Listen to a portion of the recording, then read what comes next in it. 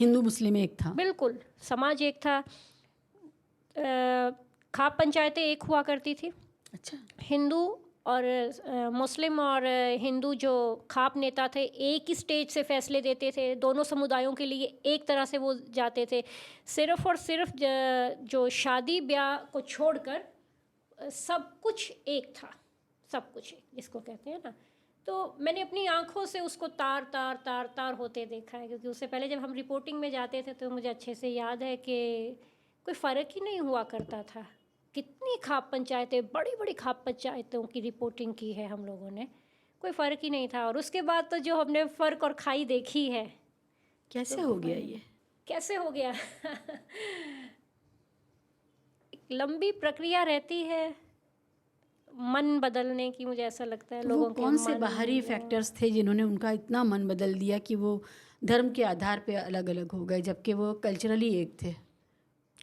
हालांकि देखा जाए कल्चरली जो है, कल्चरली अभी भी एक ही हैं उस तरह से, उस हद तक की नफ़रतें नहीं है। सवाल हिंदू मुसलमान का नहीं है। अगर हिंदू मुसलमान नहीं, से हम बिल्कुल नहीं है ऊपर हिंदू उठकर मुसलमान देखते का। हैं कि जब भी कभी कोई ऐसी त्रासदी होती है, चाहे वो दंगे हैं, चाहे कमज़ोर और वो, ताकतवर का हाँ, सवाल है। देखिए यहाँ पर कभी जो चाहे सिखों के वो, साथ हुआ था वो भी हाँ, है। तो तो चाहे वो प्राकृतिक आपदा है, कुछ भी है, किसी भी तरह से होता है, तो उसमें इस तरह के जो चीज़ें हैं वो देखने में आई तो हैं हमेशा। ये और आज का नहीं है, हमेशा का ही है, शुरुआत से। अगर हम मेरे लिए बड़ा अनइमेजिनेबल था जाट वर्सेस हिंदू का होना हरियाणा में, जब वो दंगा हुआ और वहाँ से भी इस तरह की कहानियाँ आईं। मैं हैरान रह गई, मैं सोच नहीं सकती अभी थी। तो फिर किसान आंदोलन ने फिर से एक कर दिया है दोनों को। अच्छी किसान बात है। आंदोलन की वजह से एक त्रासदी काफ़ी, एक हाँ, त्रासदी वो तोड़ती है, जो, एक त्रासदी क्योंकि जोड़ती मैं है। आपको बताती हूँ कि दंगों से पहले का भी वेस्ट यूपी हमने देखा है, फिर दंगों में देखा, फिर दंगों के बाद देखा, फिर किसान आंदोलन के बाद भी देखा।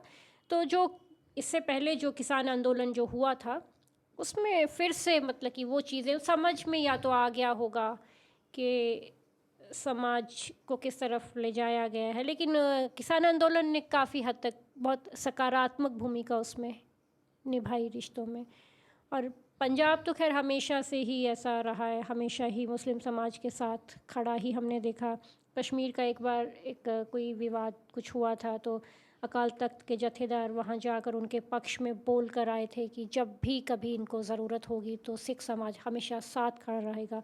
और अकाल तख्त के जथेदार का फरमान जो होता है वो एक राजनीतिक आदेश माना जाता है पूरे सिख समाज के लिए। तो इस तरह से चीज़ें, ऐसा नहीं है कि, अगर देखिए मुझे ऐसा लगता है चीज़ें अगर पूरी तरह से ख़राब होती ना, तो जिस हद तक कोई भी किसी, मैं भारत की बात नहीं कर रही, किसी भी समाज की बात कर रही हूँ, तो कहीं पर भी फिर चीज़ें पूरी तरह से ना ख़राब हो गई होती, बहुत हद तक हो गई होती। ह्यूमैनिटी रिटर्न्स हाँ, ऑलवेज। लेकिन मुझे ऐसा लगता है कि अगर उसकी हम ब्राइटर साइड पर अगर हम जाकर देखें तो वो एक छोटी गिनती है, और छोटी गिनती लेकिन सोशल मीडिया की वजह से थोड़ा सा वायरल और वो सब में थोड़ा सा जल्दी हो जाती हैं आजकल।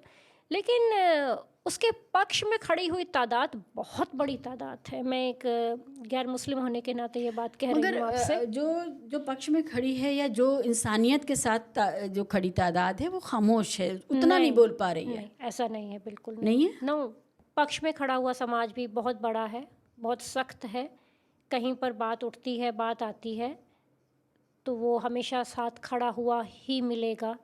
मुझे अच्छे से याद है कि जालंधर के पास एक फगवाड़ा नाम से जगह है, फगवाड़ा में एक मस्जिद को लेकर विवाद हुआ था। कुछ ऐसा, कुछ लोग आ गए थे कट्टरपंथी उस मस्जिद के उसके लिए, पूरा का पूरा गांव आ गया था कि तलवारें लेकर कि हाथ लगा कर दिखाओ मस्जिद को। इस बार भी यही हुआ मेवात में, नूह में, मेवात में। ये जो पूरा मानू मनेसर ने जो हरकत की थी जिसकी वजह से दंगा हुआ, नुकसान बहुत हो गया, हिंदू मुसलमान सबका हो गया।